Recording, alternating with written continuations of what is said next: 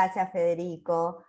Una alegría estar acá. Muchísimas gracias a los organizadores de estas terceras jornadas por habilitarnos este espacio para poder compartir lo que venimos haciendo desde nuestro programa de investigación que está radicado en el Departamento de Ciencias Sociales. Bueno, mi nombre es Elda Tancredi, soy la directora de este grupo de trabajo con tantos integrantes que venimos trabajando juntos desde hace muchos años y formalizados en este programa Redes a partir del año 2011. Si me permiten, voy a compartir una pantalla para mostrarles un poco con más detenimiento de qué trata nuestro programa. Entonces, formalmente nuestro programa se llama Redes Epistémicas, enlaces entre el conocimiento y la toma de decisiones políticas, y estamos, como les decía recién, asentados, vinculados con el Departamento de Ciencias Sociales de la Universidad Nacional de Luján. Y el propósito de nuestras investigaciones tiene que ver con intentar avanzar en la reflexión, diría, de la relación que se va construyendo entre el proceso de toma de decisiones políticas y los procesos de construcción de saberes.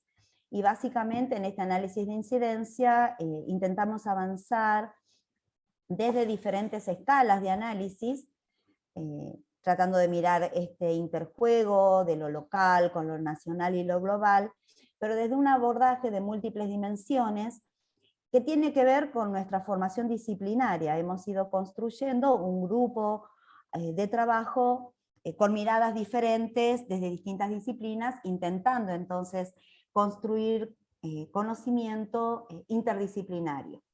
Así fuimos conformando distintos grupos de trabajo. Cada uno de los grupos de trabajo establece sus propias metas, sus propios objetivos, su cronograma de trabajo, en donde en cada uno de ellos se articulan tanto proyectos de investigación formalmente presentados en nuestra universidad, una serie de proyectos que llamamos proyectos asociados, que tienen que ver con trabajos de investigación, de trabajos finales de pasantías, de tesis de grado, de posgrado, que estemos desarrollando los miembros de cada uno de los equipos o estemos dirigiendo, en ese caso, trabajos finales. Pero también tenemos algunos proyectos que se vinculan con relaciones con otras instituciones, con otros departamentos dentro de la universidad, con otras universidades, intentando construir exactamente redes de colaboración. Y por supuesto también actividades vinculadas a la otra gran función de la universidad, que es la extensión, a partir del desarrollo de acciones de extensión y de proyectos de extensión, así como otras actividades que desarrollamos en el marco de nuestra actividad docente, que tiene que ver entonces con actividades en el marco de cada una de las asignaturas en que nos desempeñamos como docentes universitarios. Acá simplemente es para mostrarles cuáles son los grupos. Hoy van a ir conociéndonos, porque la intención de este panel es poder presentar qué estamos nosotros trabajando en cada uno de estos grupos. Fíjense si llegan a verlos bien, que con esta búsqueda de estos tres objetivos, que es producir conocimiento desde la universidad, hacernos visibles en nuestras múltiples actividades, pero también analizar redes, pero articularnos y trabajar en redes, tanto la presencialidad, que es lo que más nos gusta, pero bueno, buscando todas las estrategias posibles en la virtualidad, terminamos conformados, digamos, en grupos articulados sobre estas distintas temáticas o dimensiones, sobre redes transnacionales, sobre administración pública, gobierno y políticas, el grupo GEMA, que trabaja sobre epistemología y metodología ampliada, el grupo sobre problemáticas sociales, el grupo que analiza redes de educación superior, el grupo que trabaja sobre redes ambientales, locales y patrimonio, y el GERU, que es el grupo de estudios rurales. De los productos que podemos mostrar formales, tenemos dos publicaciones. El primero, Redes Epistémicas Transnacionales, que de alguna forma resume todos los proyectos anteriores a la conformación de este programa, que ya veníamos compartiendo en proyectos de investigación, y el libro Redes de Saberes y Decisiones Políticas, Notaciones y Anotaciones desde Indagaciones Compartidas, que es precisamente el eje que hemos propuesto en este panel. Los distintos, vamos a tratar de presentar distintos aportes que hemos hecho en este libro, en algunos casos, en otros no funcionan como artículos, y es un libro que nos dio mucho trabajo elaborar, muchas reuniones, y lo terminamos de publicar en papel unos meses antes del aislamiento por la pandemia. Así que todavía lo tenemos en la mayor parte de los ejemplares guardado en nuestra oficina, en sus cajas, y estamos buscando entonces nuevas estrategias para poder difundirlos y compartirlos con el resto de los colegas investigadores. Entonces, la idea del panel, y entonces voy a dejar paso a mis compañeros de equipo, es entonces poder ir contándoles en forma más o menos secuenciada cuáles son las distintas perspectivas que estamos llevando adelante con los distintos grupos de trabajo, precisamente para mirar en última instancia esto que nos une como programa, que es la articulación entre la producción de conocimiento y la toma de decisiones políticas en el sentido amplio, en sus múltiples escalas y en sus múltiples dimensiones. De acuerdo con nuestra organización, entonces le doy el pase al doctor Walter Giribuela, que nos va a contar un poco su trabajo sobre lenguaje, sexualidad y ambiente cotidiano. Todo tuyo, Walter. Bueno, muchas gracias, Elda. Buenas tardes. Un poco siguiendo la lógica de lo que planteaba recién Elda, la idea es comentar un trabajo que está en este libro, el segundo de los libros del grupo, que es Lenguaje, Sexualidad y Ambiente Cotidiano, la trama de una red que se hace visible desde las historias de vida. Yo voy a empezar por una infidencia que habla de nuestra red. Digo, cuando nosotros hicimos este libro, todos leímos, y todas, los trabajos de todos, y este no era el título.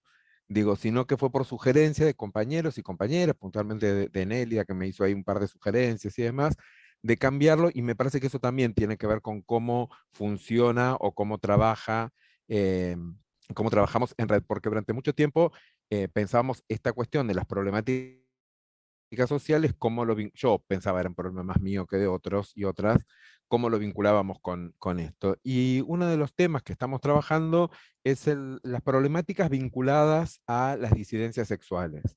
No porque la disidencia sexual sea una problemática, sino porque de ellas se desprenden algunas problemáticas. Y en este caso particular, lo que estamos haciendo es vincular dos problemáticas o dos temáticas que suelen estar muy relacionadas y que presentan un escenario o un ambiente cotidiano sumamente complejo y que se hacen visible en este caso que estamos presentando ahora en algunas prácticas del discurso, que tienen que ver con la discriminación por orientación sexual y el edadismo, la discriminación por edad. Entonces estamos interseccionando ambas cuestiones, edad y disidencias sexuales.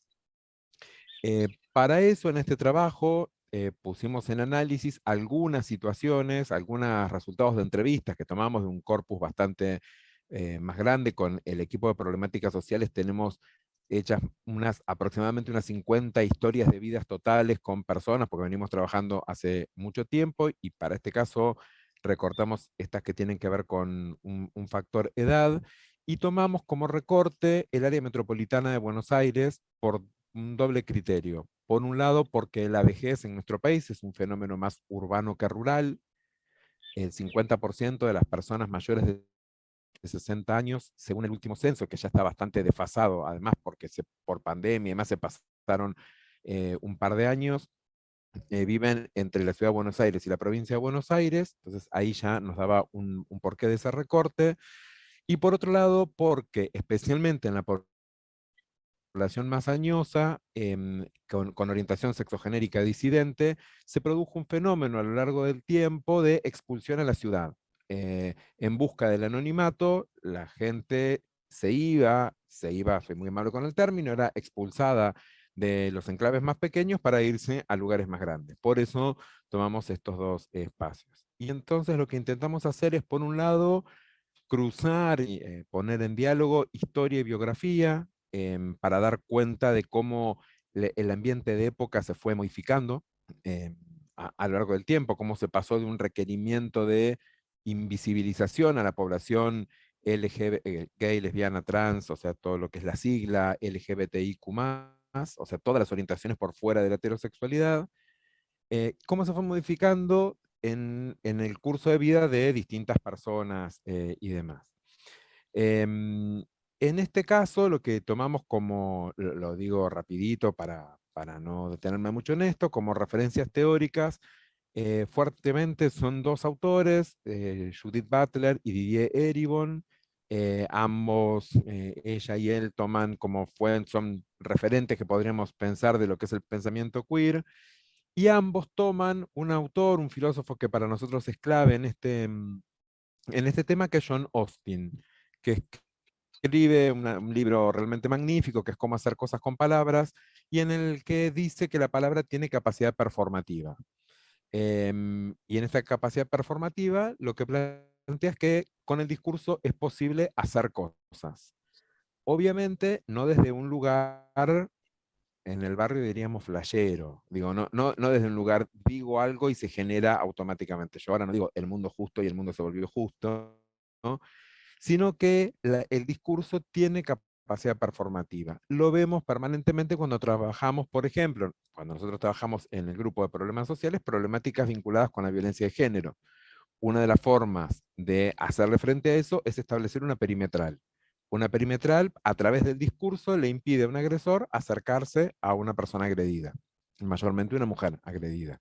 Digo, ahí media el discurso solamente. Digo, con el discurso se pueden generar cosas. Lo estoy simplificando mucho y rápido. Si se pueden hacer cosas con el discurso, una de las cosas que se pueden hacer es herir, es lastimar y es dañar. No es algo parecido a la herida, es herida, el mismo discurso.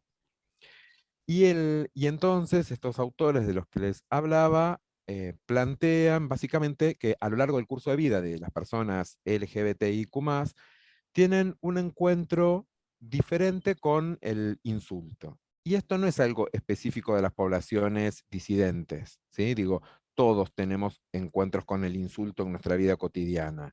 De hecho, una de las, digo, es algo muy estudiado, y una de las cosas que se plantea es que aparece de imprevisto, suele dejarnos sin respuesta. Vieron que cuando uno recibe un insulto, se le ocurre una respuesta hiriente e inteligente 15 minutos después de que la persona se fue, ¿no? Y uno dice, le hubiera contestado tal cosa después.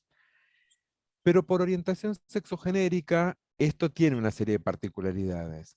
En primer lugar, no se insulta a todas las orientaciones, se insulta solo a algunas. En la cancha no se escucha, ya todos saben que fulano está de luto, son todos blancos, son todos heterosexuales. Se escucha justamente lo contrario. Y uno puede escuchar, o cuando habla con alguien muy futbolero, nos suelen decir, no quiere decir eso, pero es lo que dicen y es la intención que tiene. La intención no es darle la bienvenida al contrincante, la intención es insultar, herir, lastimar, y hay una ley que lo prohíbe. Ahora, en la población gay, lesbiana y trans, esa eventualidad es una posibilidad constante, y eso organiza vida cotidiana. En los discursos, en las entrevistas que nosotros hicimos, encontrábamos que había personas que hacían otro recorrido a la vuelta de su trabajo para evitar el insulto, o sea, que habían sido heridas y demás. Entonces, es una particularidad de una orientación, es una posibilidad constante y tiene un impacto directo en la subjetividad. Esto que decíamos recién organiza la vida, organiza la forma de ser. Si hay algún psicoanalista en la sala, me va a permitir el ejercicio ilegal de la profesión, pero opera como síntoma. ¿Se acuerdan? Síntoma, una mancha de aceite. Es una animalada lo que estoy diciendo, pero una mancha de aceite que se expande. Empiezo intentando ocultar la orientación y termino ocultando la vida. Digo, ¿no? Entonces después aparecen personalidades retraídas y demás. Y otra de las características es que implica ese insulto, esos insultos, la necesidad de construir estrategias de supervivencia, la necesidad de hacer cosas frente a ello. Básicamente podemos pensar dos o tres cuestiones. Una es la invisibilización, que decíamos recién, no ser vistos. La otra es establecer una doble vida que hace que en el mundo público se presente heterosexualidad y en el privado no. Y otra es la huida de la ciudad, como decíamos recién, o la huida de la familia. Y entonces aparecen situaciones de desarraigo y demás.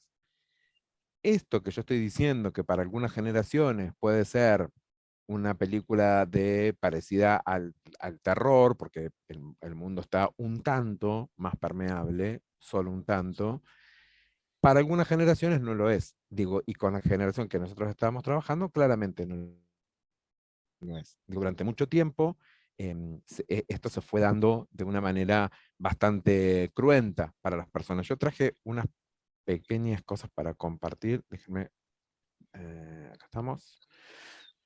Para mostrarles brevemente.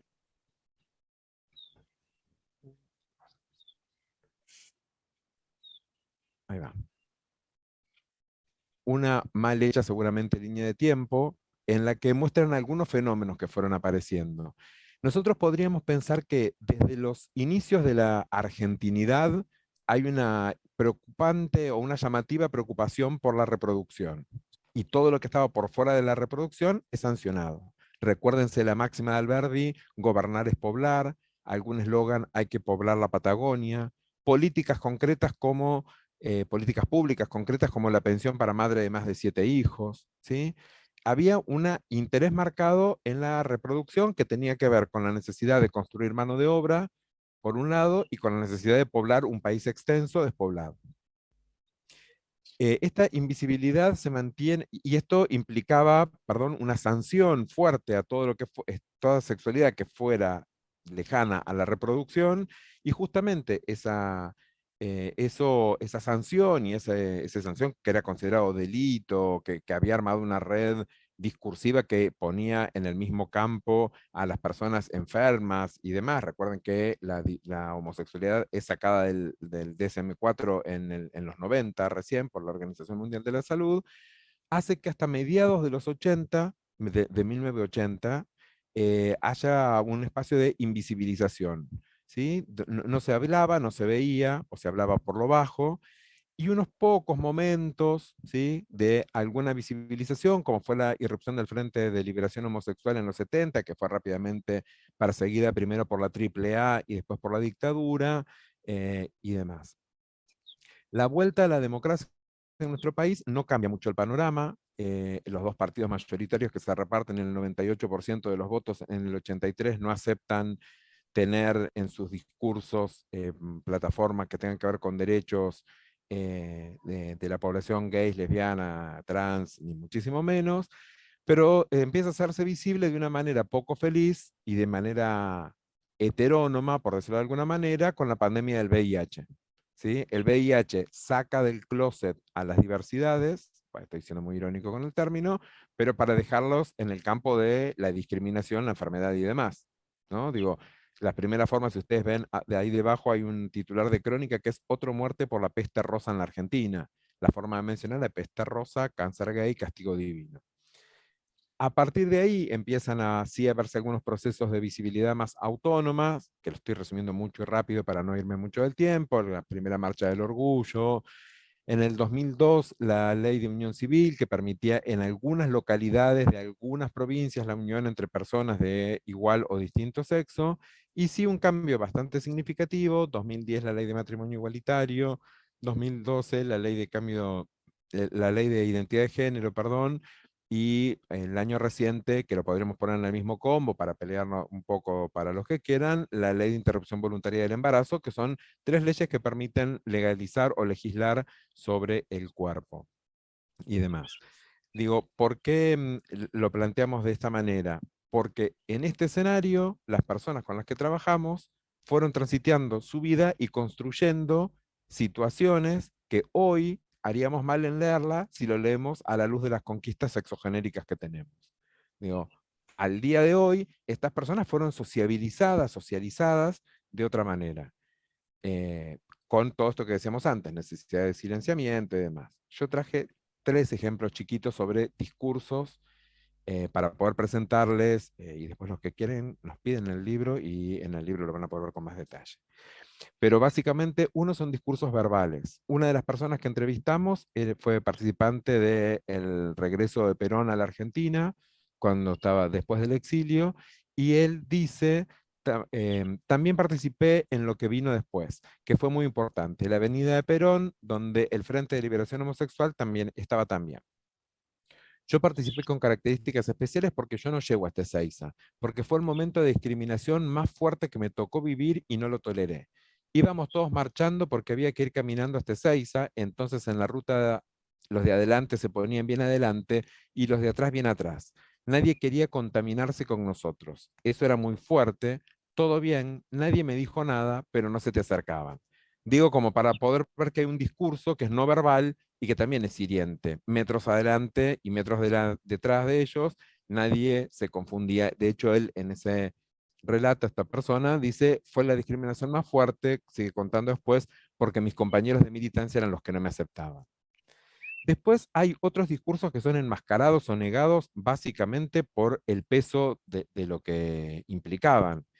Una de las personas contaba en la entrevista que nunca había sido víctima de discriminación o burla. Y decía, nunca hubo burla, discriminación. La palabra esa, bullying, que se usa ahora, no sé, eso existió siempre, pero no con esas palabras. Yo cuando era chico lo veía, pero no por homosexual. Era porque soy alto, soy distinto, tengo apellido latino. Yo iba a un colegio inglés, me jorobaban con esas cosas, con mi altura, pero no con la sexualidad. Yo nunca tuve problema con eso. Claro, no les decía nada. Ya bastante tenía con ser diferente como para además ser el puto. No, no, no me molestaban por puto. Lo hacían por lindo, porque ni se me notaba lo maricón. Fíjense el ejercicio de represión que hubo que hacer sobre el tema y correr de alguna manera el motivo de la discriminación. Digo, creo que varios de nosotros soñamos con ser discriminados por ser lindos, ¿no? O al menos a algunos no nos molestaría tanto. Y por último, los discursos insultivos propiamente dichos. Una de las cosas que más me preocupaba, son tres personas distintas, dicho, además las que las que ponemos acá, ¿no? Una de las cosas que más me preocupaban era cuando yo volvía a mi casa de la escuela secundaria. Había un taller casa por medio de mi casa que a la hora que yo llegaba estaban de descanso.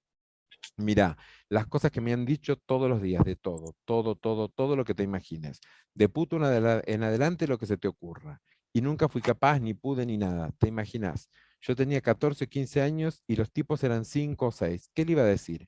Esa es una cosa que me marcó y la tengo todavía acá, clavada, se marca la frente, hasta el presente. Sentía dolor. Va, lo sigo sintiendo todavía. A ver, la intención de estos tres ejemplos era mostrar en primera persona cómo fue que estas cuestiones se hicieron presentes y como para ir cerrando, pensar la situación inédita en la que nos estamos, con la que estamos presentando y demás. No, no es inédito que las personas en situación de vejez vivan su sexualidad ni que tengan sexualidades disidentes. Lo inédito es que lo digan, que lo puedan decir, y eso sí los hace una generación de sobrevivientes. Eh, y eso genera un ambiente social diferente, por ser la primera generación, ser una generación pionera, y por otro lado, por ser sobrevivientes de ese momento. Cuando yo estaba haciendo este trabajo y otros que en el mismo sentido, estaba leyendo un material de Feinstein, que es un sociólogo que a mí me interesa particularmente, que hace estudios sobre el genocidio. Y yo estaba convencido que estaba mirando con las viseras del burro, del caballo, o sea, de algún animal que use esas viseras, no, no es muy fuerte en los bichos. ¿No? Digo, y yo decía, todo lo que yo leo me lleva para ese camino. Yo pensaba eso, digo, pensaba que estaba forzando la interpretación. Y cuando empecé a mirar, el impacto subjetivo que tuvo en muchos de ellos que entrevistamos fue similar, o el marco teórico que explicaba el genocidio me sirvió a mí para poder entender qué es lo que les estaba pasando. Digo, para que podamos entender la dimensión que fue. Y es interesante saber que estamos por primera vez en un espacio de coexistencia de generaciones que tienen situaciones de vida muy distintas, pero que pueden vivir un presente con conquistas de derechos sexogenéricos, que sabemos que no son definitivos, que sabemos que no son de mano de ida solamente, digo, porque siempre se corre el riesgo de volver para atrás, pero que nos permiten ver que en estos estudios, como en los de las problemáticas sociales, y con esto ya sí terminamos, no podemos pensar solo en una variable, no podemos pensar solo en una dimensión, digo, yo no puedo pensar solo en género, sino que en estos casos, por ejemplo, es imprescindible interseccionar, cruzar clase, edad, género y otros elementos que hacen que la estrategia de vida de estas personas sean radicalmente distintas a las que podemos pensar en otro momento. Creería haber cumplido bien con el tiempo y perdón el acelere, pero nada, quería plantear estas cuestiones. Gracias. Estás muteada. Estaba muteada. Muchísimas gracias, Walter. Seguimos entonces con otro de los abordajes de cuestiones que trabajamos en el programa, en este caso más vinculado a las actividades de extensión, y por lo tanto invito a Ale, Perdón, al Elda, video. ¿Sí? discúlpame, Elda. Por ahí si Walter se tiene que ir y alguien quiere hacer alguna pregunta. Ah, perfecto. Gracias, tenés toda la razón, Pablo. ¿Alguien quiere preguntar, hacer alguna consulta? Yo igual un ratito más me quedo para escuchar, aunque sea un poquito, así que si alguien quiere lo puede ir poniendo para no hacerlo demorar más.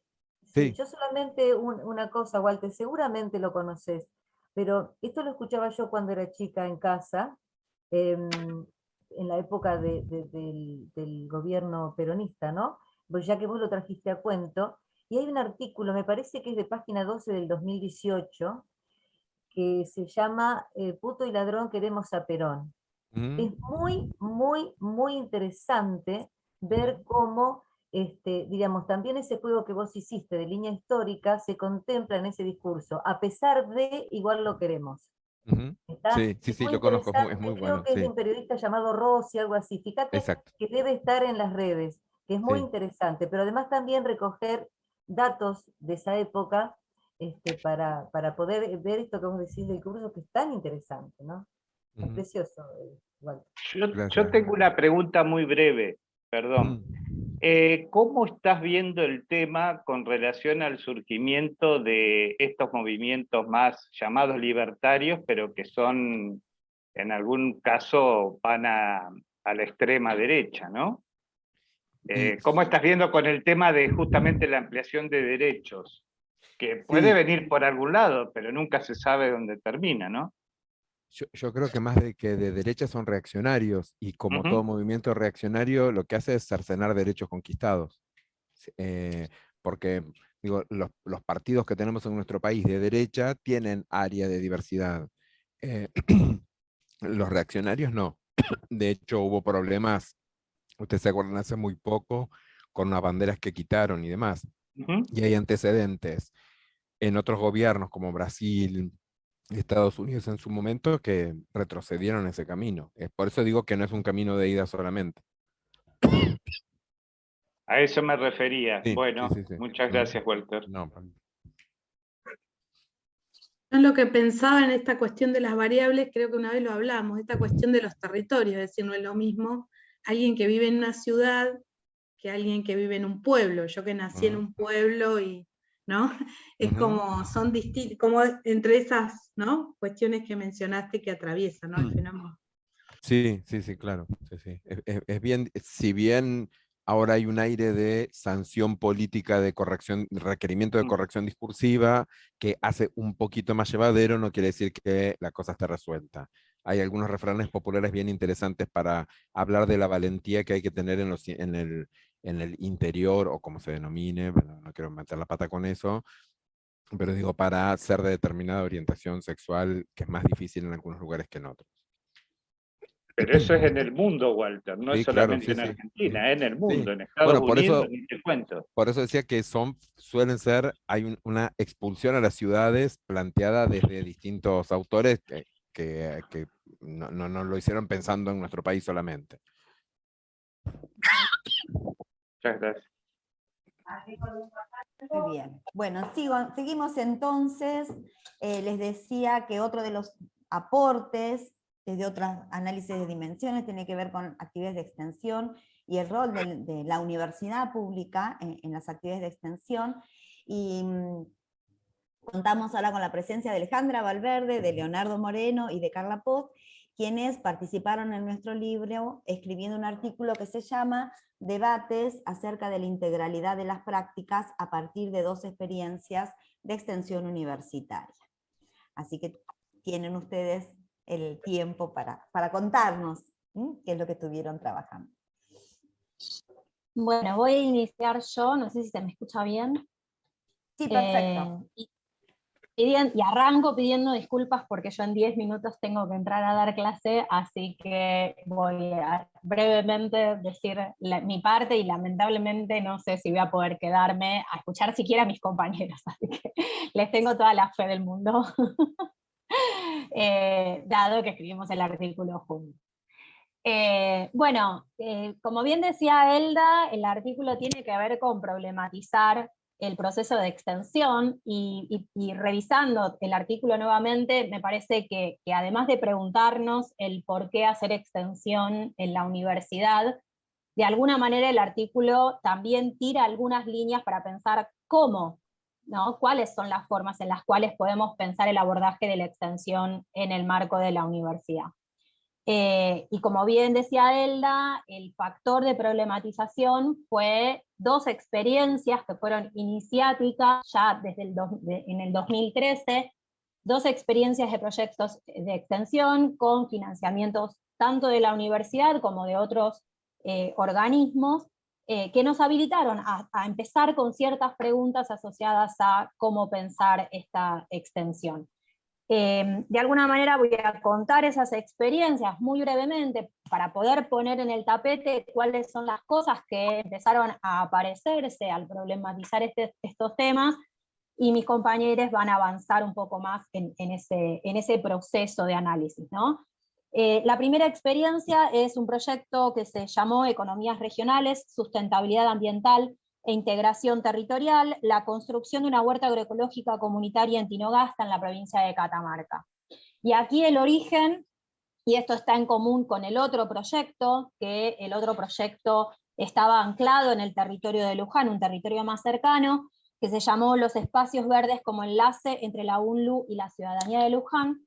Decía, estos 2 proyectos tuvieron una cuestión en común, que fue que se iniciaron a partir de construcciones previas, de redes previas entre integrantes, docentes, investigadores y estudiantes de la universidad, con el territorio, ¿no? Con agentes locales, colectivos, a veces individuales, que ya venían construyendo a partir de necesidades concretas, ¿no? En el caso de Tinogasta, efectivamente confluían 3 necesidades concretas en el territorio. Una tenía que ver con efectivamente la lucha contra la megaminería en esa provincia, ¿no? Pensemos que Tinogasta es una ciudad que viene resistiendo a la instalación de megamineras ya desde el 2011 e incluso antes, 2007, perdón.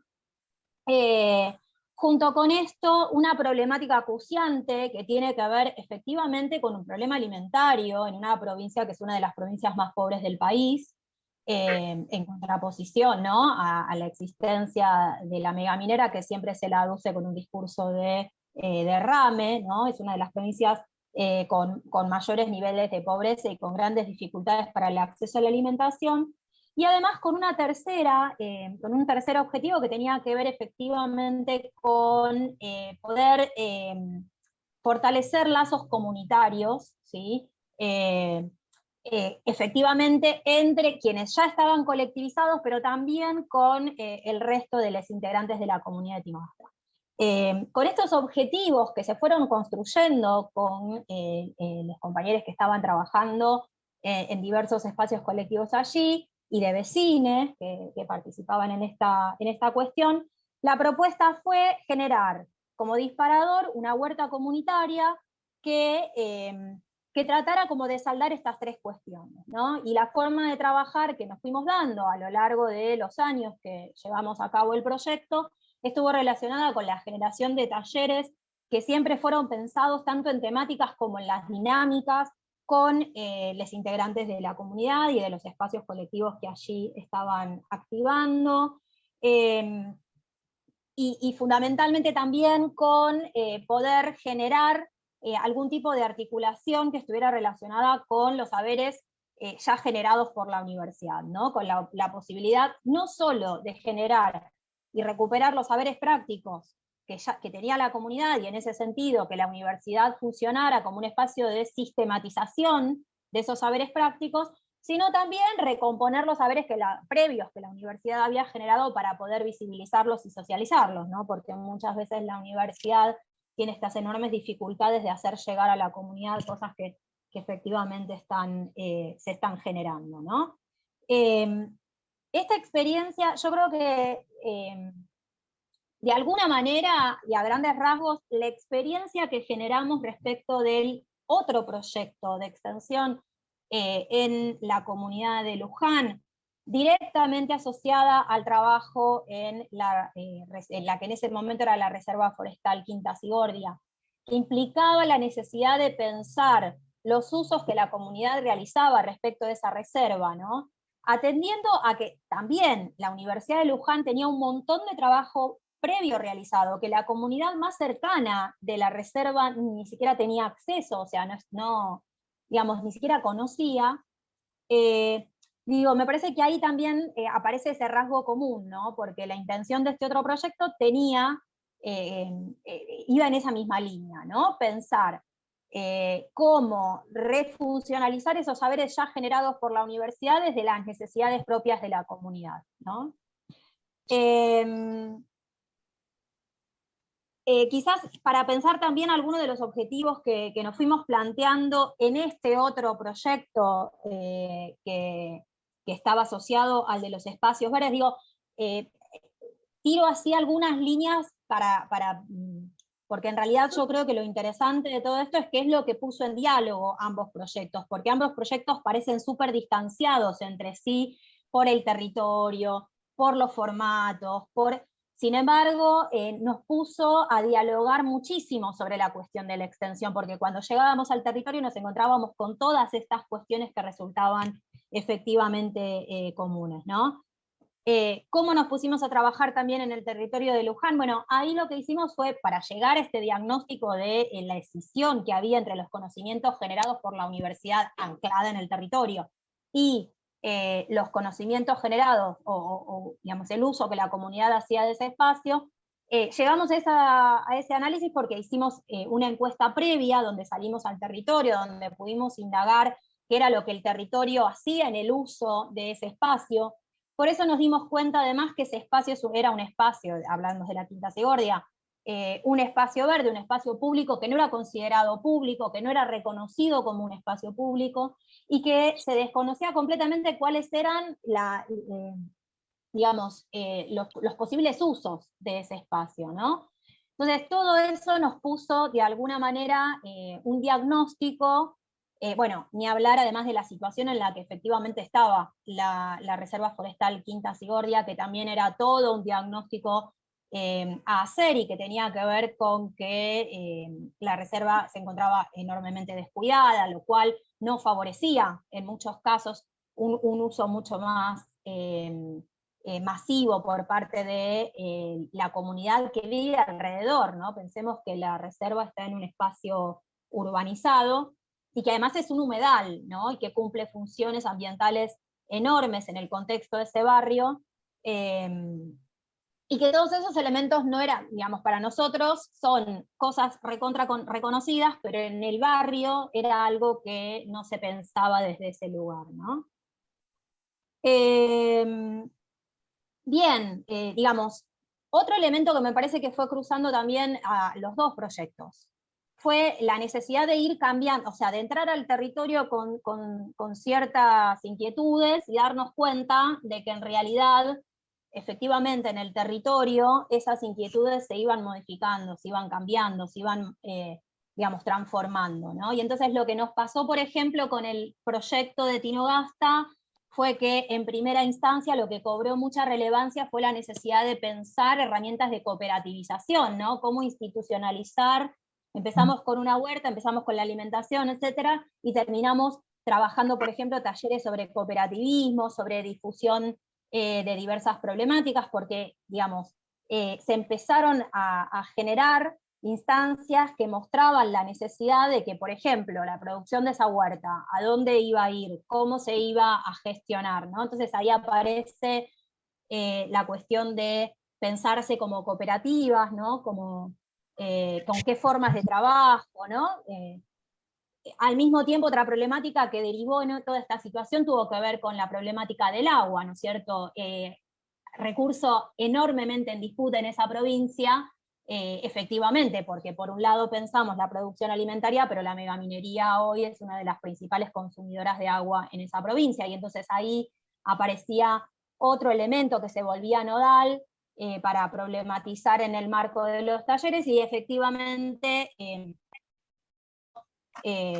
nos dio pie para generar otro tipo de dinámicas y de talleres. Lo mismo pasó en el caso de del proyecto de humedales, donde en el medio vivimos la situación de las inundaciones en el 2014 y en el 2015, y el barrio empezó a problematizar el rol de la reserva como un humedal, como un espacio a ser fortalecido, ya no solo como espacio público, sino como humedal, y también, digamos, apareció en el medio la necesidad de recuperar ese espacio público como efectivamente de uso público, a partir de, en 2015, un intento por avanzar por parte de la provincia de Buenos Aires a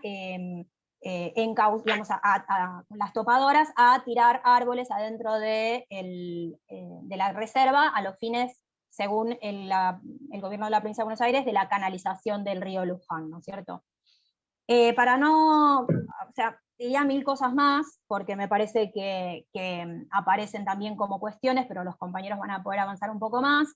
Además, los proyectos empezaron a cobrar vida propia, incluso ya presentados informes, habiendo estado ya en el territorio, empezaron como a generar colectivos e instancias propias que invito a los compañeros que lo sigan contando. Creo que hay por lo menos 3 cuestiones que nos pusieron en bandeja estos 2 proyectos, y que hoy es el gran desafío que seguimos teniendo en continuidad con los nuevos proyectos de extensión que fueron surgiendo. El primero tiene que ver con la coproducción de saberes, que se volvió, digamos, un objetivo fundamental en el trabajo de la extensión. El segundo es el pensar la articulación entre la docencia, la investigación y la extensión, algo que se fue plasmando en programas de materias específicas dentro de la UNLU, en proyectos de extensión, y que además nos abrieron la posibilidad, docentes que somos de otra universidad, también a repensar nuestros programas y nuestros proyectos de investigación. Y claramente la reconfiguración del territorio a partir de la praxis, ¿no?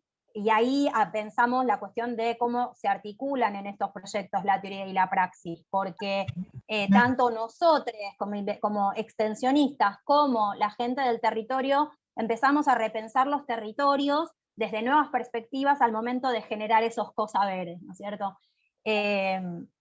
Siguen mis compañeros. Esos serían los puntos de partida. Bueno, gracias Carla, dijiste casi todo, muy bien. ¿Qué tal? ¿Cómo están? Bueno, Perdón, gracias por... perdón, disculpen. Sí. Soy Federico, que estaba ahí controlando un poco el tiempo. Bien. Son las 6:05. Es decir, está pautado como hasta las 7. Como le decía Alda al principio, se puede extender un poco más, pero bueno, vayan autorregulándose ustedes, regulando si van a querer más tiempo para preguntas o más tiempo para exposiciones. Bueno, vayan sopesando. Nada más cumplo en informar la evolución del paso del tiempo. Gracias. Bien, gracias Federico. Bueno, agradecer a quienes están organizando, se han puesto al hombro de estas jornadas, por el espacio, y bueno, gratitud total con estar compartiendo este espacio con todos y todas ustedes. Tiro un par de líneas nada más para dar continuidad a lo que ya nos comentaba Carla. Fue fundamental para estos trabajos nuestros en poder trabajar con los espacios en el territorio y vivir los territorios. No solo vivir en los territorios, como nos pasa en el caso de la Quinta Sigordia, algunos compañeros, compañeras siendo parte del barrio y viviendo el resto de los procesos como parte del barrio, sino también en Tinogasta poder no solo ir a, no lo pensamos nunca de esa forma, sino ir a compartir la lucha y también cuando venían para acá desde Tinogasta, compartir las luchas que se llevaban acá, siempre con una intención de generar extensión universitaria crítica. Siempre nos paramos y bueno, tomando los últimos puntos que marcaba Carla, cuando nos pensamos la articulación entre teoría y práctica para llegar a una praxis transformadora, revolucionaria, es elemental tener en cuenta que eso lo fuimos construyendo. No lo llevábamos, no lo teníamos en nuestra sangre, sino que fuimos construyéndolo en los territorios. Y bueno, eso nos generó muchos apuntes para el debate que hoy lo podemos comentar acá y lo hemos pasado al escrito nuestro libro.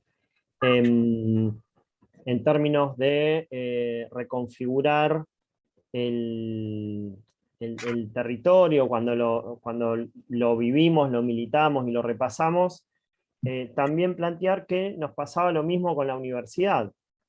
Imagínense que ya 10 años antes de estas experiencias ya veníamos desarrollando desde el movimiento estudiantil distintas experiencias de extensión universitaria y no habíamos llegado a avanzar en los puntos de construcción territorial, lo que nos dio un rédito muy positivo como equipo de extensión, y también, como decía, nos significó poder aportar fuertemente en la discusión del proyecto institucional allá por 2008-2009 de la UNLU, y también bueno, en general en todo nuestro accionar universitario desde los distintos claustros a los cuales pertenecemos.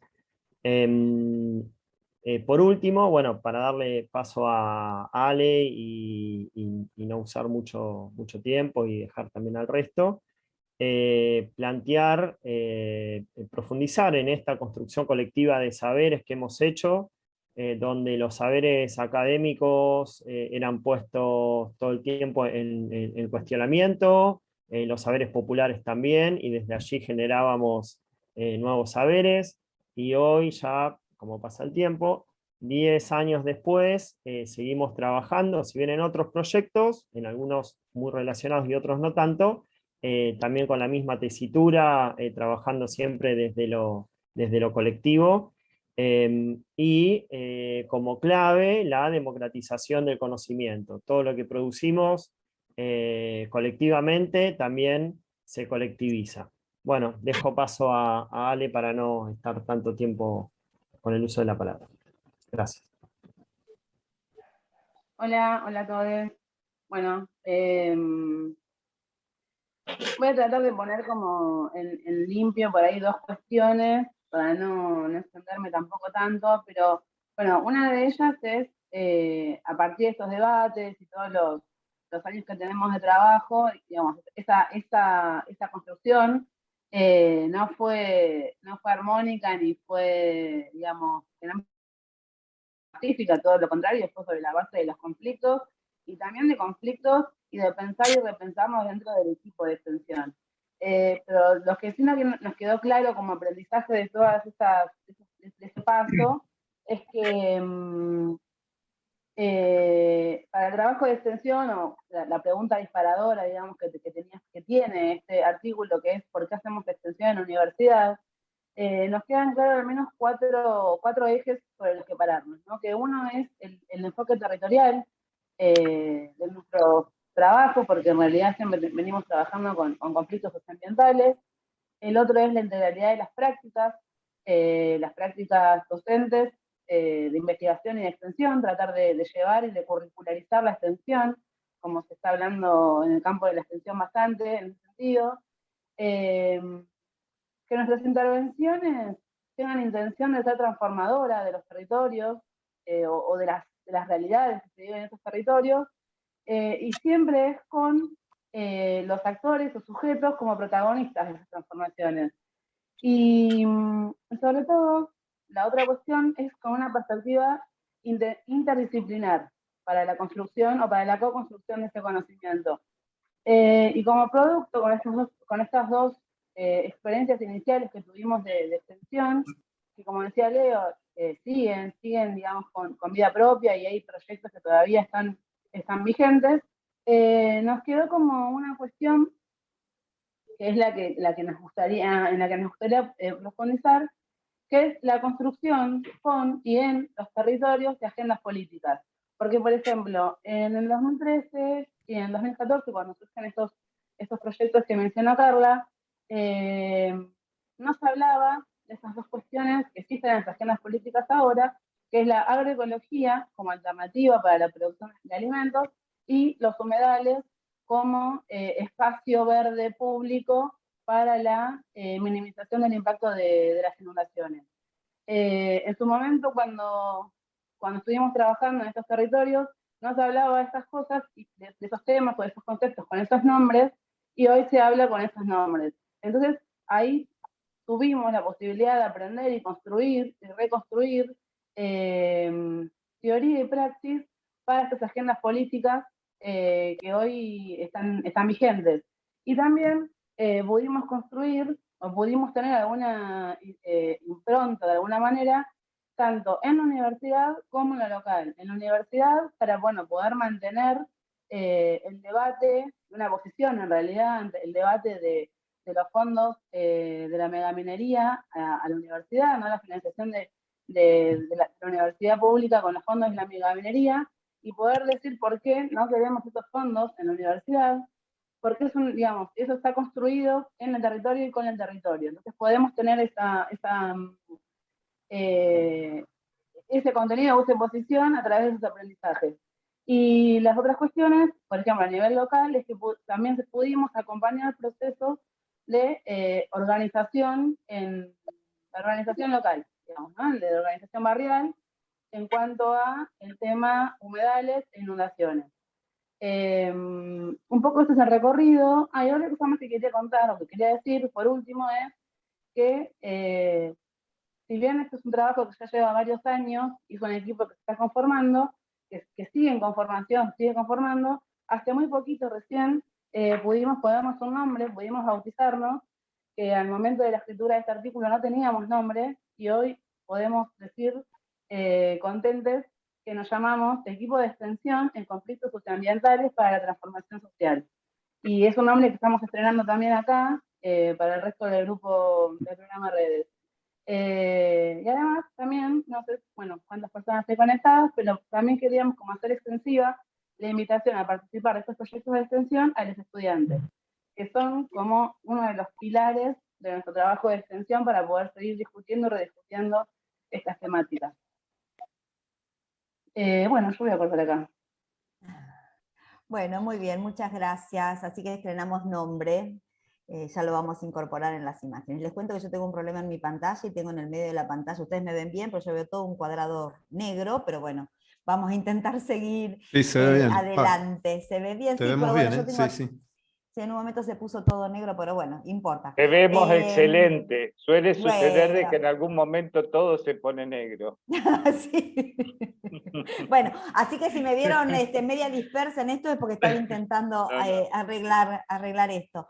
Chicos, bueno, vamos a seguir, tenemos muchos trabajos todavía como para contar. ¿Cómo hacemos, Elda? ¿Preguntamos así de una preguntita o al final? Me parece que dejemos todas las preguntas al final, porque si no, no vamos a llegar, me parece, a poder exponer todos. Les estaría dejando entonces ahora la palabra a Nélida da Costa Pereira y a María Cecilia Poggi. con su trabajo que en el libro se llama Metodología de investigación y articulación de perspectivas científico-políticas, presupuestos conceptuales de base derivados en el trabajo técnico de configuración territorial compartida. Les dejo entonces la palabra. Bueno, gracias, Zelda. Voy a tratar de ver si en este caso me permite compartir. Ahí estamos. ¿Está? ¿Lo ven bien? Sí. Sí, Nelly, se ve. Perfecto. Bueno, vamos a tratar de ser lo más expeditivas posibles, ¿no? En este caso, ¿lo ven bien? Sí. El grupo GEMA, denominado así porque es el grupo Epistemologías y Metodologías Ampliada, en este caso sí hace referencia, como decía Elda recién, a lo que escribimos en el capítulo del libro, con algunas consideraciones que de pronto se pueden haber ayornado en este momento. En principio, no sé por qué no me permite.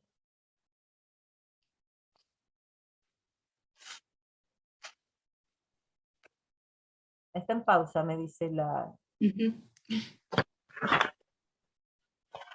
Tranquila, Nelly, porque a mí me Por ahí. pasaba también el lunes. Con la flechita de la derecha que está en el teclado se puede también dar lugar, o si no con el botón derecho del mouse. Pero el lunes me pasaba a mí, ¿te acordás que por ahí me quedaba trabada? Voy a Por hacerlo ahí, otra vez. cliqueando en el PowerPoint o PDF, Ahí está. por ahí ¿Ahí va? está. Ahí está, Ahí. ahí va. Perfecto. Bien, de todas maneras, esta parte de los objetivos, simplemente voy a referir los objetivos generales. Este Power queda a disposición después, porque en realidad lo más importante de nuestro grupo es que, diríamos, tratamos de validar constantemente, científicamente, la articulación de distintos saberes, esto que hablaba recién Alejandra.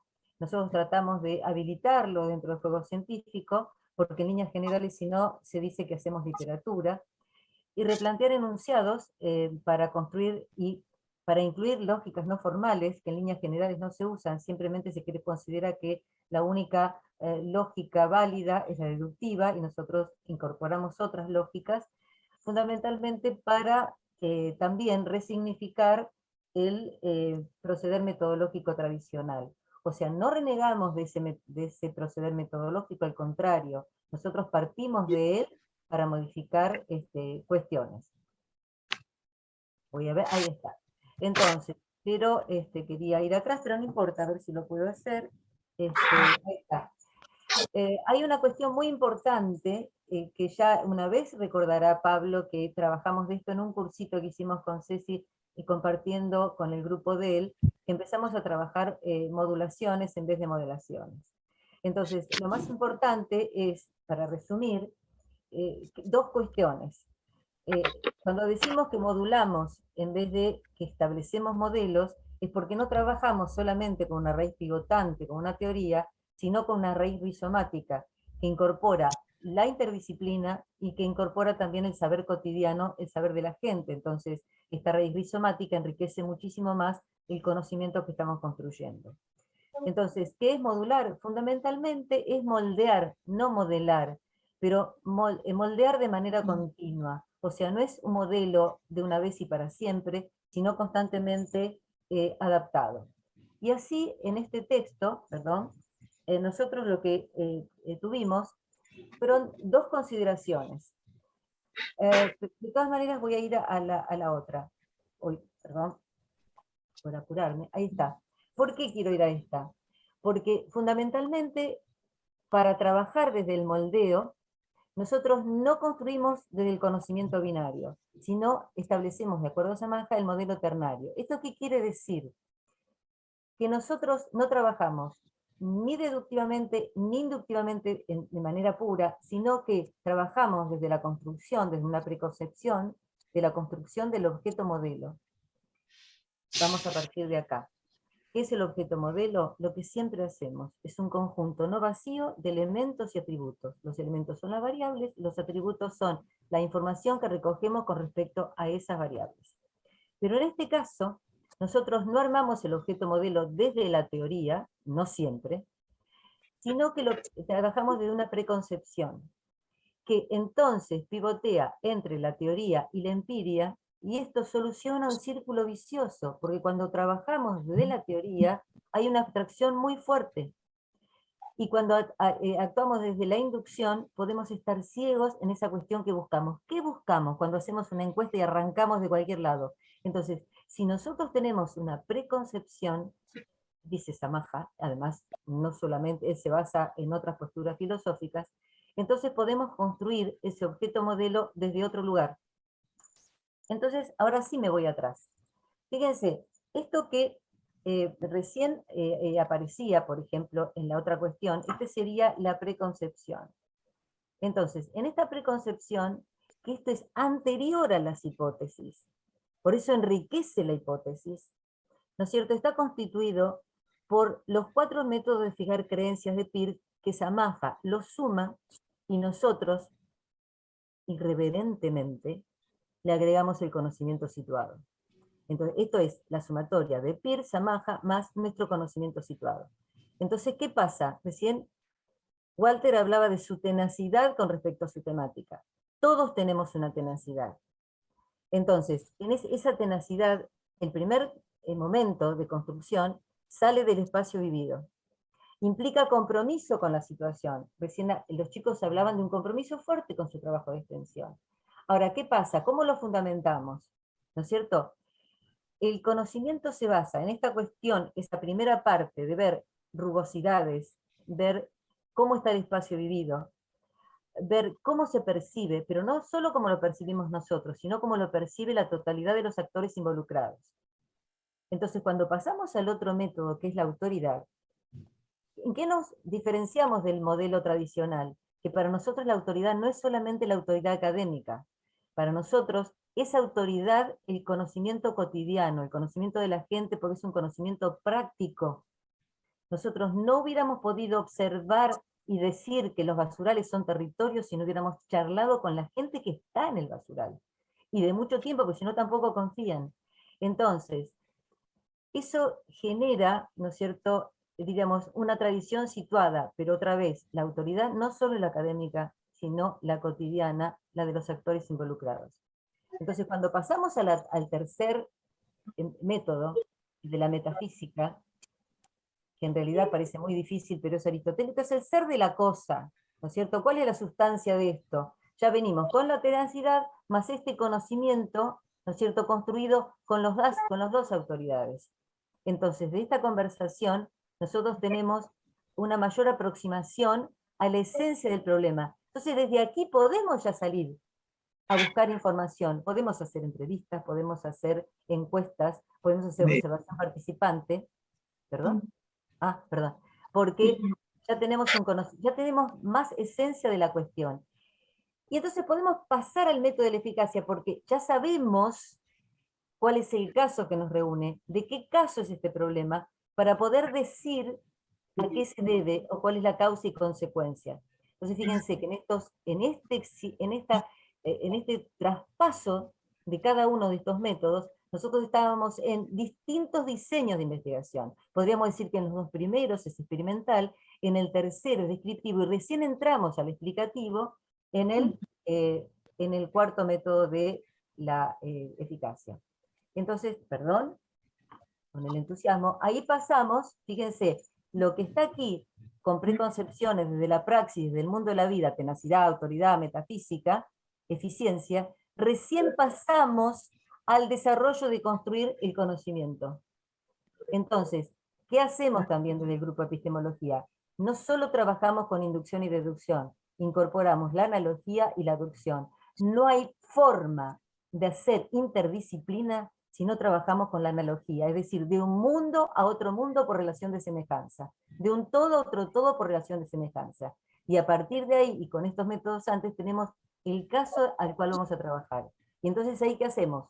Buscamos la realidad, pero no ciega, ya sabemos que estamos buscando, y buscamos el concepto adecuado para enfrentarlo, pero no es abstracto, porque ya sabemos lo que necesitamos.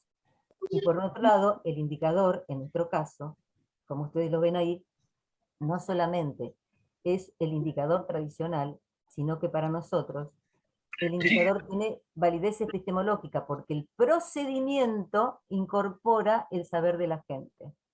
Entonces, a estas cuestiones, como ustedes verán abajo, nos basamos en un montón de otras lógicas, que no es solamente la deductiva. La modal, hay muchos mundos posibles. No trabajamos con lenguaje ordinario en metodología. El segundo Wittgenstein, si alguna vez les interesa el juego del lenguaje. Es epistémica, es deóntica, es trivalente, multivalente. O sea, nos permite este trabajo con el cotidiano, con la ciencia, con la gente. Como decía el otro día Fontowis, ya a partir de ustedes puedo decir que no es ciencia con la gente, sino es ciencia de la gente. Bien, y trabajamos también giros hermenéuticos, genealógicos y hermenéuticos. Simple. Con la hermenéutica buscamos en el problema que trabajamos cosas que den significado. Desde el lingüístico, el significado de las cosas. Y con la genealogía, la raigambre. No hacemos descripción alegórica de documentos, sino intrínseca de monumentos, nos metimos adentro. Está y trabajamos con la tradicional síntesis, análisis, descripción y lo demás. Bien, Ceci, ¿te doy lugar? Sí, claro que sí. Muchas gracias. No, a lo mejor fui demasiado rápido, pero a lo mejor con las preguntas después es para respetar al que sigue, y que podamos estar todos juntos. Perdón, Ceci, voy a la otra. Bien, entonces Nelly nos decía que el procedimiento tiene valor epistemológico. En este sentido voy a contarles cuáles son los procedimientos que estuvimos trabajando en esta trayectoria educativa, investigativa, también educativa, ¿no? Porque todo lo investigado no solamente lo llevamos a actividades de extensión, sino también a la docencia, y forma parte de contenidos que después renuevan conceptualizaciones en las asignaturas con las que trabajamos. Bueno, así que aprovecho el error para también explicar esa relación que hacemos entre docencia, investigación y extensión. Los procedimientos en este camino de indagación, que al momento de que se publicó el libro, estábamos en elaboración de los planes de acción local. Estuvieron principalmente centrados en técnicas de índole cualitativa, en la que la interpretación de la información que se genera desde estas técnicas es una interpretación del discurso. Por eso Nelly dice, usamos las herramientas metodológicas del giro hermenéutico, genealógico y lingüístico para poder desentrañar los saberes que se expresan a través de este diálogo con la gente. Este trabajo de hacer ciencia de la gente. Nos vamos a apropiar de este giro que Fontowis nos invita a hacer desde este lunes que compartimos con él la jornada. En una primera instancia, en la primera etapa del proyecto que decía Nelly era exploratoria. ¿Por qué?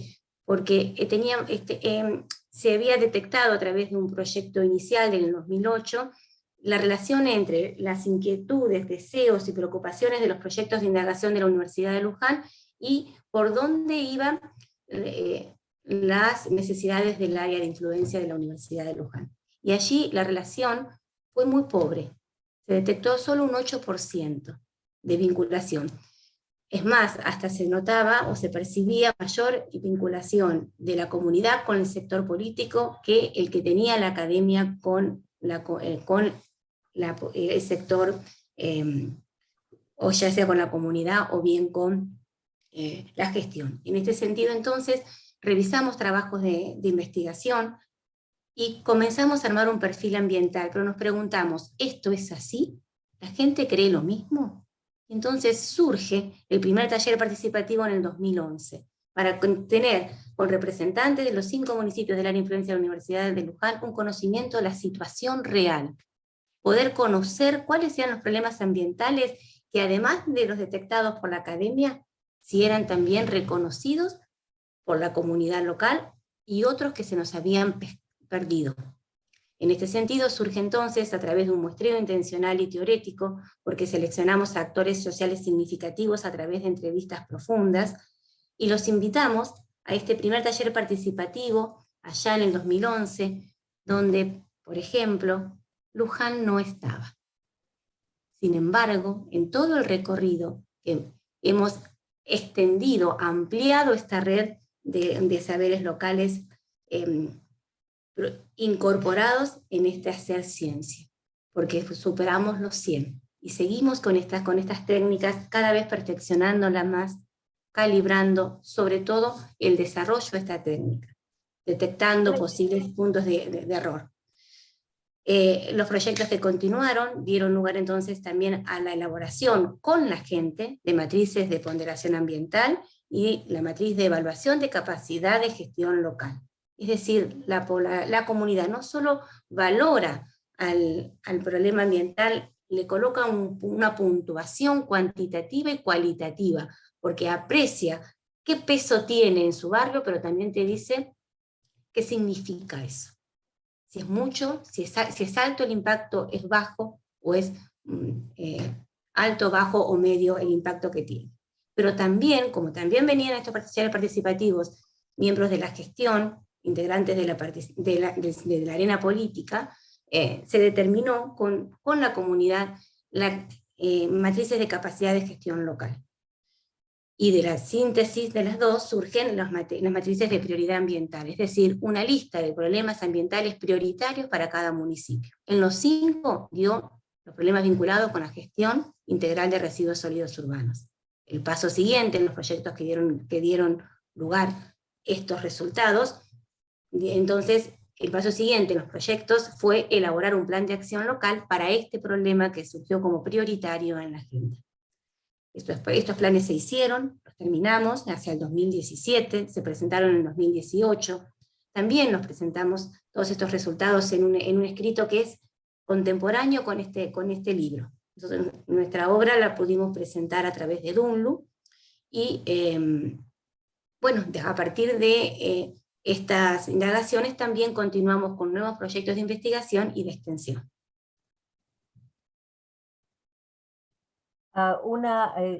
¿Estamos, Ceci?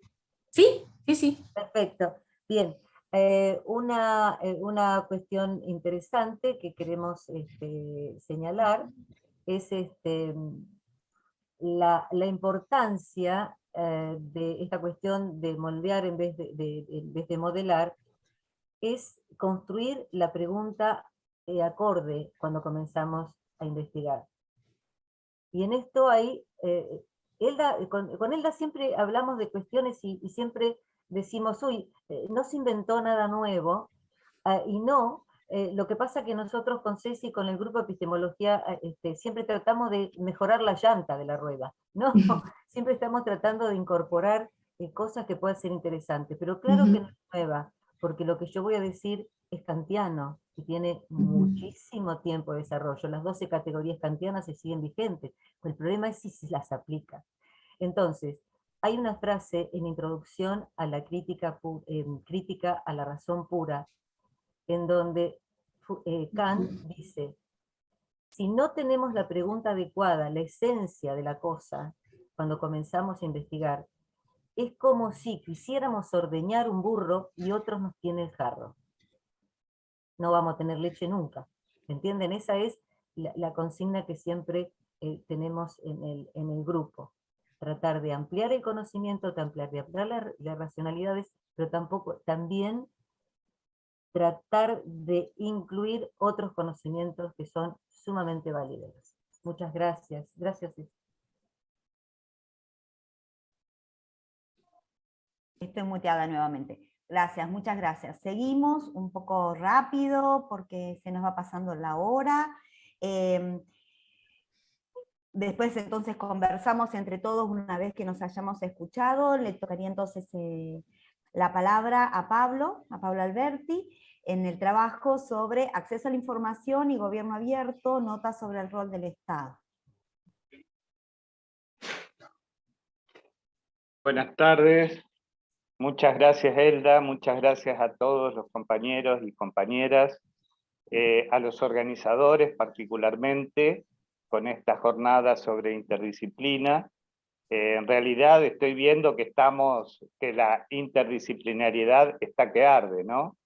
Todos los temas están concatenados y sin ninguna duda todos van a servir para poder comprender mejor, ¿sí?, de qué se trata, digamos, la cuestión sustantiva de este encuentro, ¿no? Estaba escuchando con mucha atención a los compañeros que expusieron anteriormente, y también lo que quiero comentarles ahora es un poco, bueno, ¿qué es esto? Muchos de ustedes ya, digamos, lo saben, deben haber oído hablar y habrán leído sobre el concepto de gobierno abierto o Estado abierto. Gobierno porque está referido solamente al Ejecutivo, y Estado abierto es cuando hablamos de un Estado que involucra, por ejemplo, a los tres poderes que lo conforman, ¿no? El Ejecutivo, el Legislativo y el Judicial, por lo cual, digamos, dentro, por supuesto, de una estructura de gobierno republicana, ¿no? Si se quiere, con la división de poderes que de alguna manera desde el liberalismo, o sea, desde una concepción determinada tenemos, ¿no? Bueno, dentro de esa concepción, ¿a qué está referido esto que denominamos gobierno abierto? En particular, digamos, tiene sus antecedentes. Digamos, esto ha surgido con mucha precisión a partir del 2008, cuando Barack Obama saca el memorándum sobre transparencia y gobierno abierto, luego de la crisis mundial económico-financiera. Sin embargo, existen antecedentes, ¿no? Desde, digamos, autores como Borja, por ejemplo, valorizando la descentralización, ¿no? Señalando la ampliación de derechos y libertades para acceder a la información sobre lo público. También en los desarrollos doctrinarios de Habermas, que, digamos, trabajan los procesos de decisiones políticas mediante la participación directa, lo que en algún momento llamaron democracia deliberativa. También los escritos de Dahl, ¿sí?, de la década del 90, cuando trata de acercar el demos a las élites de las políticas, digamos, a través de la participación y, de alguna manera, la información acerca de la toma de decisiones. Por supuesto que para poder, de alguna manera, establecer, y ahora vamos a ver cuál es la idea, el mainstream, que de alguna manera, ¿sí?, está constituido sobre el concepto de gobierno / Estado abierto, sí, me gustaría comenzar por un breve punteo, ¿sí?, si se quiere, acerca de en qué contexto estamos para discutir. Esta elección es caprichosa, es subjetiva y, por supuesto, incompleta. Dicho esto, ¿sí?, digamos, brevemente, por el tema de los tiempos, no me voy a detener en cada una de estas cuestiones, lo hice en su momento cuando expuse esto, algo muy parecido en otro de estos encuentros que Elda también estuvo, pero, digamos, algunas de las cuestiones más, digamos, que van a dar de alguna manera un marco al surgimiento del gobierno Estado abierto. Bueno, primero que hay una crisis de legitimación y de los gobiernos y de la burocracia estatal, no solo en América Latina, ¿sí?, como lo estamos viendo de forma permanente, ¿sí?, clima de sospecha, de enojo, desconfianza o apatía, ¿sí?, tanto, digamos, en el mundo como, digamos, también en nuestra región, ¿no? Un poco lo de las democracias devaluadas, lo que nos decía en una conferencia, bueno, ahora no me acuerdo este político, Cavarós, ¿sí? Esto de las democracias devaluadas, y donde la gente, digamos, o la población, de alguna manera, está, digamos, permanentemente con la crítica y, digamos, hay levantamientos, tanto porque sube el precio de la nafta, por ejemplo, o porque, digamos, hay algún tema o porque sube el precio de la energía. Entonces se arman revueltas, ¿no? Después también tuvimos todo lo que significó la crisis del 2008, con la crisis económico-financiera. También debemos agregar a esto la irrupción de hace ya unos 30 años, ¿sí?, de las tecnologías facilitadoras de la información y la comunicación, ¿sí? Que de alguna forma cada vez se van sofisticando más y cada vez también van trayendo en esta sociedad al riesgo mayores riesgos, ¿no? Nosotros conocemos seguramente muy poco acerca de los riesgos que están sucediendo en relación a los hackeos, ¿sí? Que están sufriendo tanto organizaciones internacionales, nacionales como locales y también empresas, ¿no? Y las cosas que no nos cuentan y que de alguna manera, ¿no? Uno se va enterando, depende de la literatura que pueda llegar a leer, pero uno, digamos, sabe que, digamos, detrás de cada una de estas tecnologías también, digamos, hay un enfoque o una perspectiva, ¿no? Que pasa a significar una manera de control, ¿sí? Por parte de determinados grupos, podríamos decir, de poder, por dejarlo ahí, de poder informal, dejémoslo momentáneamente ahí, para no detenernos en esto. También, por supuesto, hay una mayor demanda de transparencia y de rendición de cuentas para tener sociedades más abiertas por parte de la población. A eso se suma que los estados nacionales han perdido protagonismo en el siglo XX como únicos actores excluyentes de la escena internacional. Digamos, hay una preponderancia de organizaciones de la sociedad civil, organismos regionales, distintos tipos de asociaciones nacionales, regionales, internacionales, y, digamos, el otrora secretismo de Estado, digamos, como que ya no está bien visto. Si bien, por supuesto, existen razones de Estado que no pueden abrirse a todo el mundo, digamos, ya no queda bien, digamos, estar diciendo que las cuestiones de Estado están reservadas a, digamos, la seguridad nacional, por ejemplo. ¿Sí? Por si esto fuera poco, estamos ante una sociedad de riesgo global, ¿no? Que representa una crisis sistémica. Otros autores dirían que estamos en la era del antropoceno, ya que estamos en una nueva, digamos, etapa.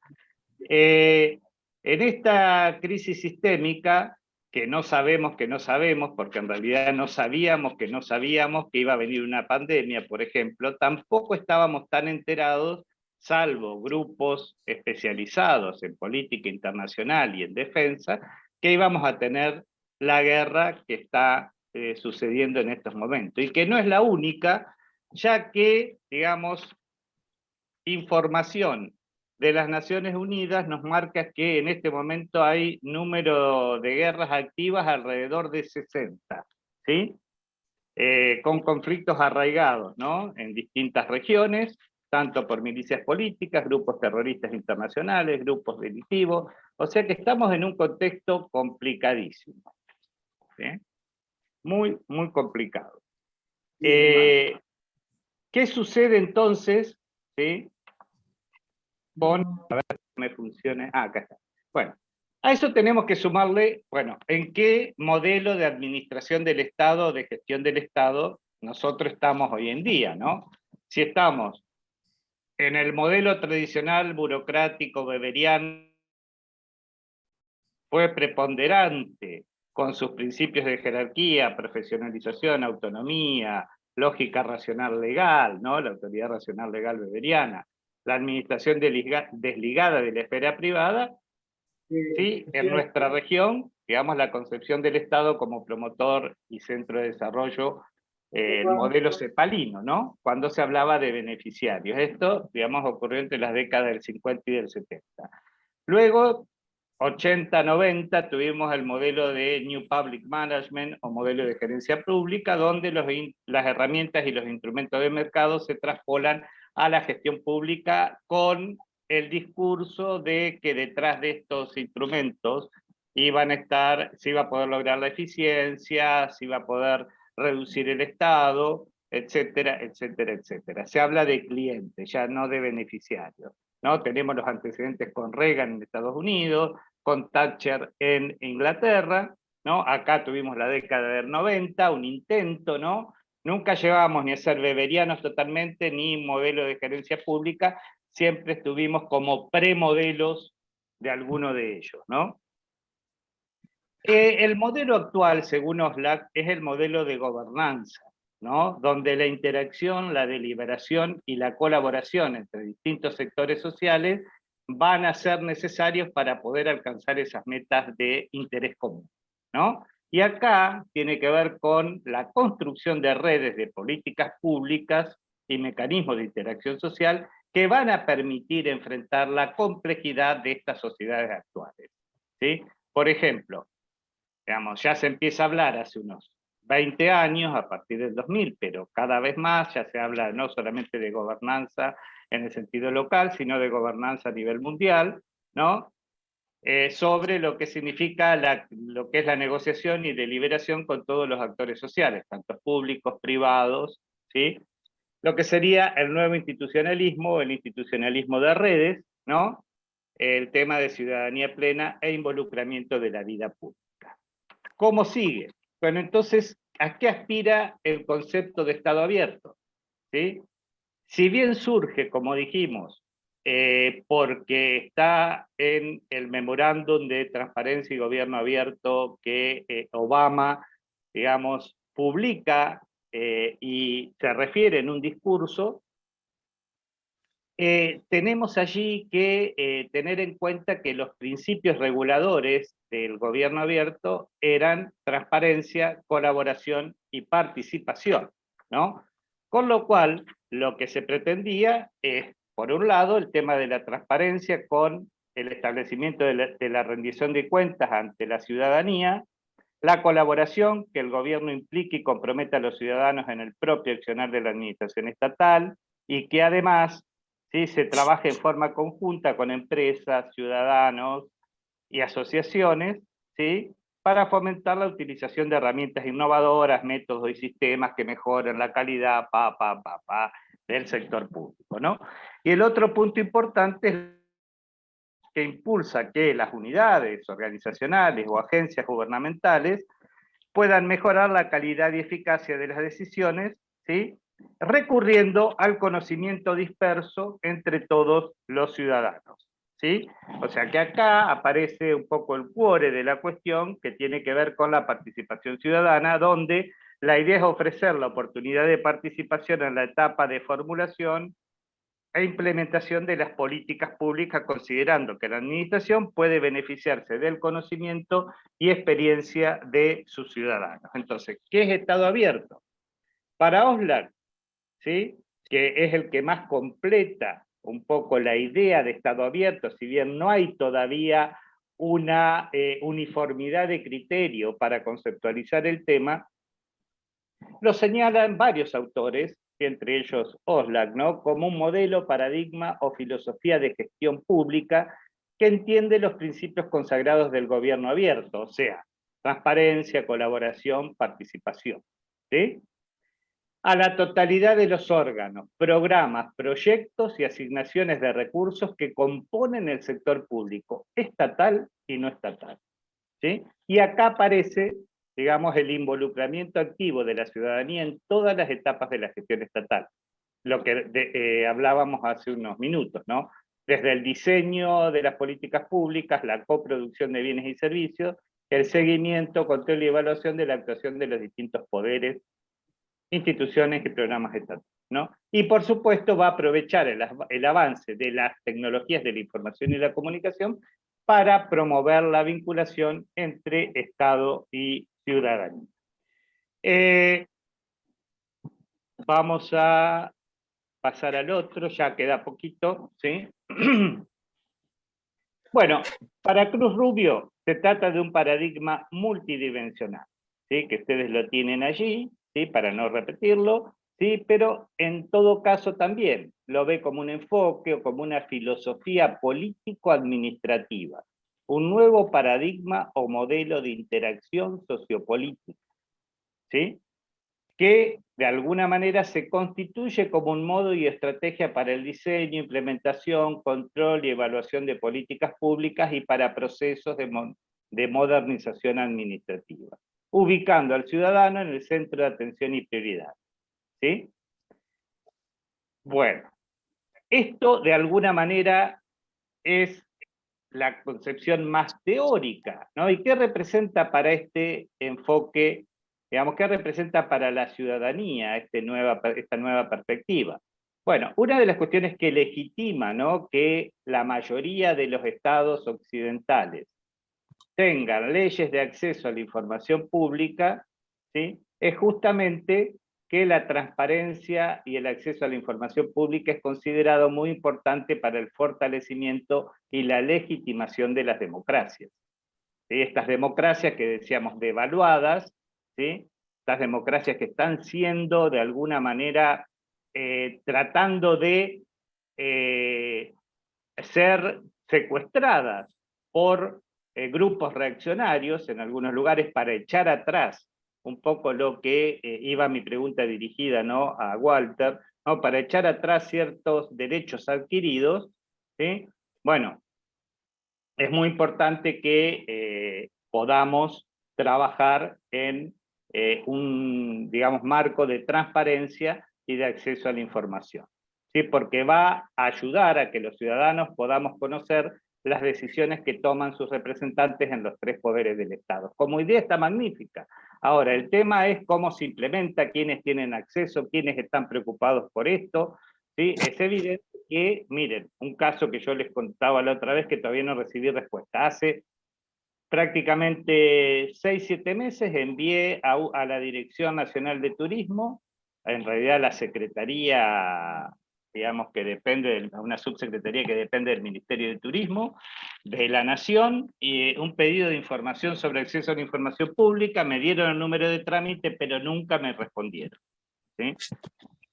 Por lo cual, digamos, evidentemente está la ley 25.275, que es la ley que se estableció en el 2017, ¿sí? 2016, después fue reglamentada en el 2017, bueno, prevé que es obligatorio que la Administración Pública Nacional es sujeto obligado, digamos, para brindar la información y justamente acercar, digamos, a los ciudadanos a, digamos, las decisiones que se toman en cualquier área del Estado, pero sin embargo no hemos recibido ningún tipo de respuesta.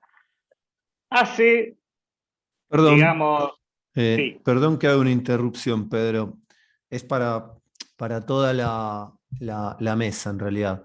Estamos en 7-10. Es decir, se estiró la cosa. Queda para ustedes igual, en ustedes la decisión, si quieren ir apurando o no. Yo diría que si quieren dar espacio a algún tipo de debate al final, por ahí, bueno, sería bueno que, Pedro, que vayas redondeando como para cerrar y no sé si quedan más intervenciones, bueno, que traten de ser escuetas, ¿no? Pero bueno, se los comento a ustedes porque, bueno, podemos extendernos un poco más de las 7, pero Yo no sé. dejaría planteado esto. Como Bueno, para adelante igual. Tengo más, pero dejaría planteado esto que planteé, ¿no? Nada más.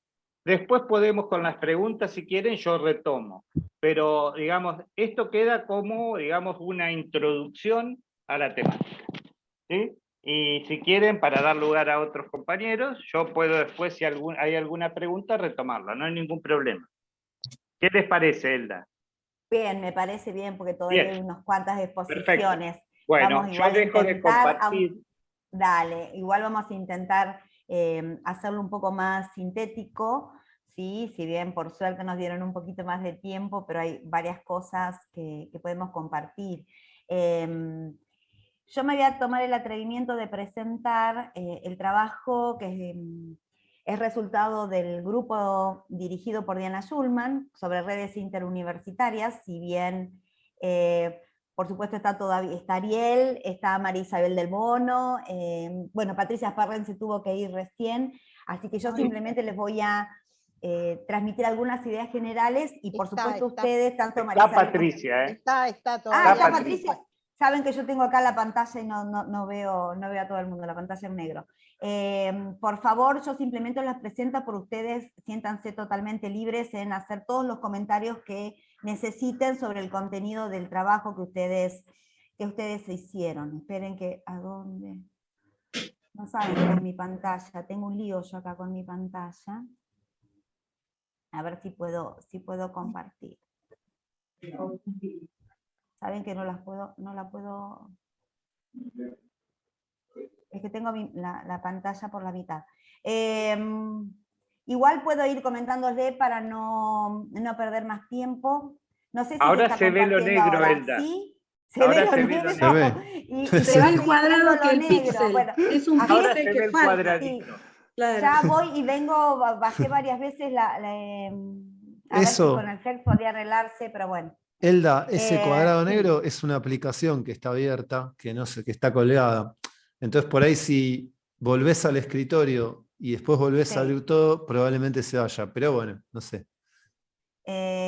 Como No de cerrar, salir, como qué sino en cosa. Yo tengo en tu miedo misma que- computadora.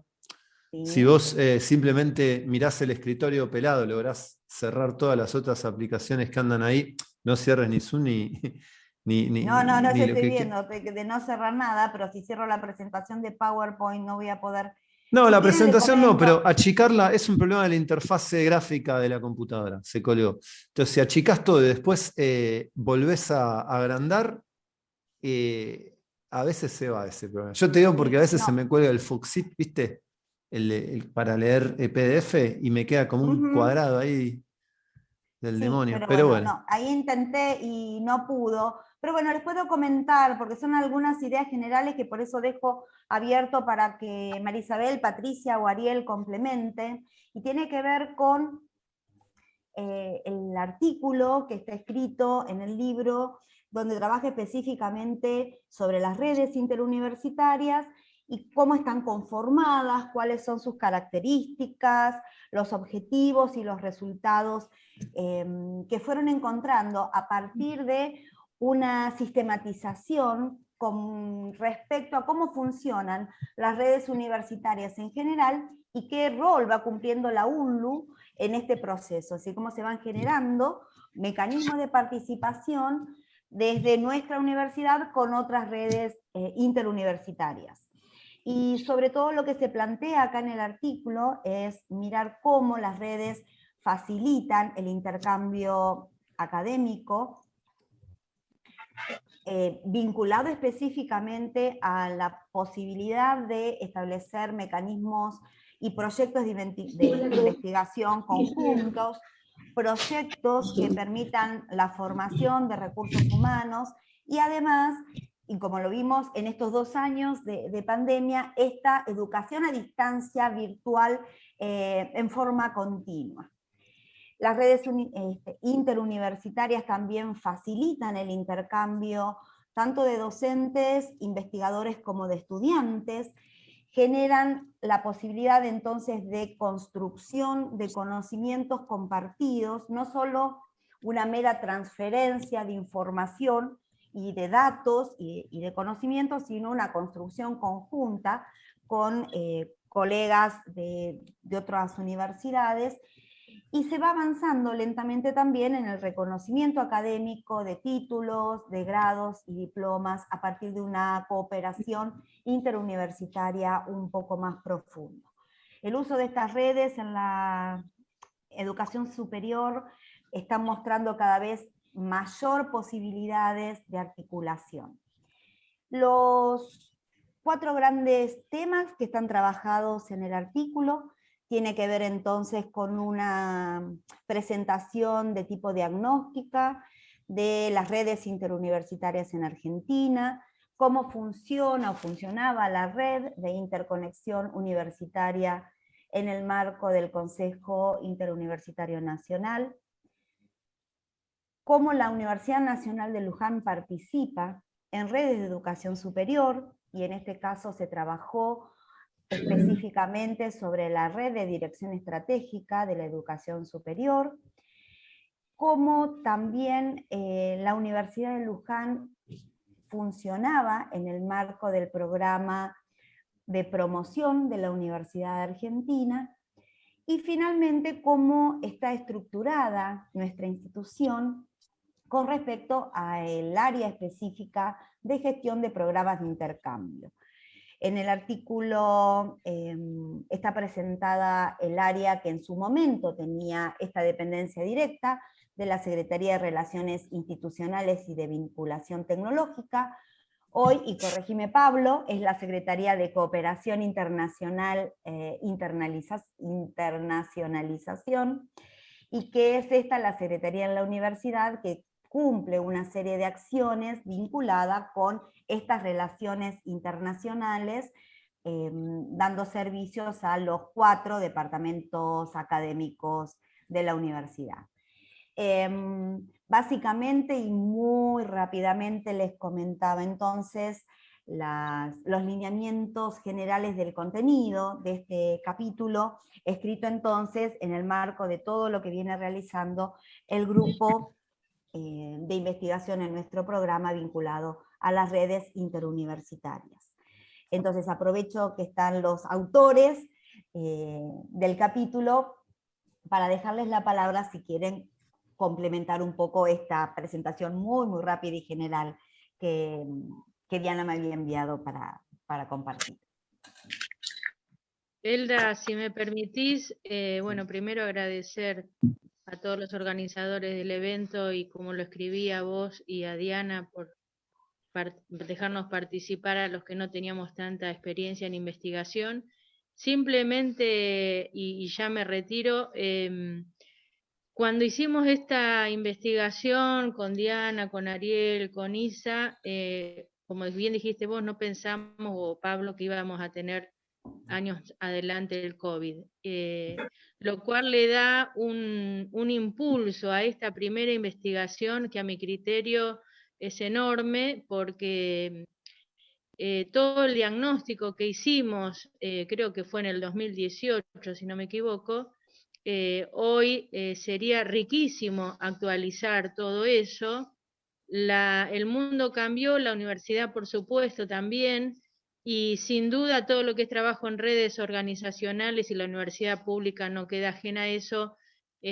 A mí particularmente me genera una curiosidad de retomar la investigación y de actualizarla enorme. Los que tenemos la suerte de estar en contacto con otros docentes y con otros representantes de áreas académicas, sabemos que hoy el tema de las redes es fundamental para la gestión en semejante complejidad. Así que tu resumen ha sido fantástico.